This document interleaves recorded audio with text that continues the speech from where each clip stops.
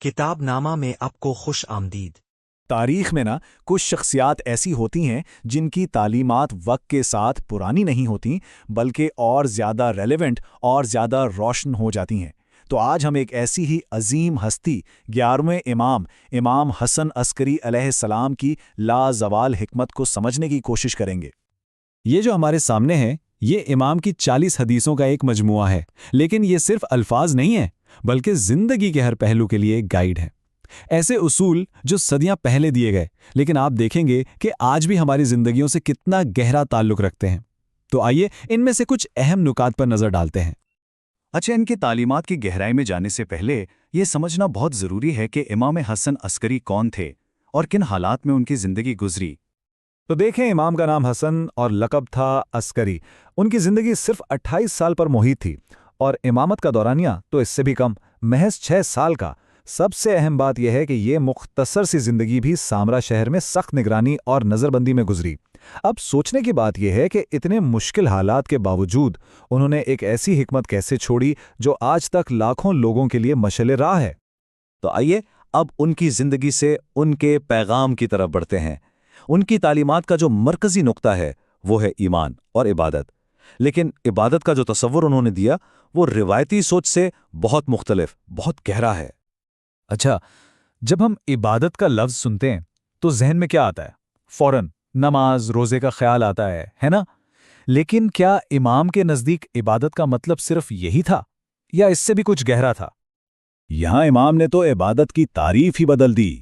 فرمایا کہ حقیقی عبادت صرف زیادہ روزے رکھنا یا نمازیں پڑھنا نہیں، بلکہ اللہ کے معاملات میں، اللہ کی تخلیق میں گہرائی سے سوچنا ہے، غور و فکر کرنا ہے۔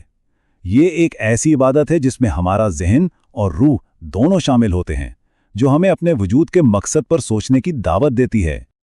پھر امام کے مطابق ایمان کے 2 بنیادی ستون ہیں۔ پہلا تو ظاہر ہے اللہ پر یقین رکھنا، یہ تو بنیاد ہے، لیکن دوسرا ستون اتنا ہی اہم ہے، دوسروں کی مدد کرنا، انہیں فائدہ پہنچانا۔ اس سے یہ بات کتنی خوبصورتی سے واضح ہوتی ہے کہ سچا ایمان صرف ایک ذاتی عقیدہ نہیں بلکہ اس کا عملی اظہار دوسروں کی خدمت میں نظر آنا چاہیے۔ تو چونکہ ایمان کا تعلق دوسروں کی خدمت سے ہے، اس لیے اخلاق اور ہمارا سماجی رویہ یہ اس کا ایک لازمی حصہ بن جاتا ہے۔ تو آئیے دیکھتے ہیں کہ امام نے ہمیں روزمرہ کی زندگی میں ایک بہتر انسان بننے کے لیے کیا اصول سکھائے ہیں۔ ہم سب ایک اچھا کردار اپنانا چاہتے ہیں، لیکن ایک مضبوط کردار کی بنیاد آخر ہے کیا؟ اس کی شروعات کہاں سے ہوتی ہے؟ امام ہمیں اس کے لیے ایک بہت ہی عملی نقطہ بتاتے ہیں۔ یہ ایک حیران انگیز طور پر گہری بات ہے۔ اس کا مطلب کیا ہے؟ ایک بے وقوف شخص کا دل اس کی زبان پر ہوتا ہے، یعنی جو دل میں آیا بغیر سوچے سمجھے بول دیا، جبکہ ایک عقل مند شخص کی زبان اس کے دل میں ہوتی ہے، یعنی وہ پہلے سوچتا ہے، اپنے الفاظ کو پرکھتا ہے اور پھر بولتا ہے۔ یہ ہمیں سکھاتا ہے کہ خود پر قابو رکھنا اور سوچ سمجھ کر بات کرنا کتنا ضروری ہے۔ یہاں امام 2 بہت طاقتور کیفیات کا موازنہ کر رہے ہیں۔ ایک طرف ہے غصہ، جسے وہ تمام برائیوں کی چابی کہتے ہیں، یعنی یہ تمام برائیوں کا دروازہ کھولتا ہے، اور دوسری طرف ہے عاجزی، تواضع، جس کے بارے میں کہتے ہیں کہ یہ ایک ایسی نعمت ہے جس پر کوئی حسد بھی نہیں کرتا۔ یہ میں سکھاتا ہے کہ غصے پر قابو پانا اور عاجزی کو اپنانا روحانی ترقی کے لیے کتنا ضروری ہے۔ یہ سلائیڈ ہمیں سماجی زندگی کے لیے کچھ بہت ہی عملی اصول دیتی ہے۔ پہلا، کسی کو تنہائی میں نصیحت کرو تو یہ اس کی زینت بنتی ہے، لیکن اگر سب کے سامنے کرو تو اسے شرمندہ کرتی ہے۔ دوسرا، جس سے بھی گزرو سلام کرو اور محفل میں سب سے اونچی جگہ پر بیٹھنے کی کوشش نہ کرو، یہ عاجزی کی نشانی ہے۔ اور تیسرا، بحث اور جھگڑے سے بچو ورنہ تمہاری رونق اور وقار ختم ہو جائے گا۔ یہ ایک پرامن اور باعزت معاشرے کی بنیادیں ہیں۔ ان تمام تعلیمات کو دیکھنے کے بعد یہ بالکل واضح ہو جاتا ہے کہ امام حسن عسکری علیہ السلام نے صرف چند اقوال نہیں چھوڑے بلکہ ایک مکمل ضابطۂ حیات دیا ہے، ایک ایسی میراث جو آج بھی زندہ ہے اور ہمیں رہنمائی فراہم کر رہی ہے۔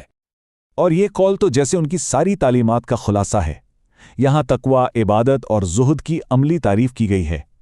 سب سے پرہیزگار کون ہے؟ وہ جو کسی مشکوک معاملے میں جلد بازی نہ کرے بلکہ رک جائے۔ سب سے بڑا عابد وہ جو فرائض کو قائم کرے، یعنی اپنی بنیادوں پر مضبوطی سے قائم رہے۔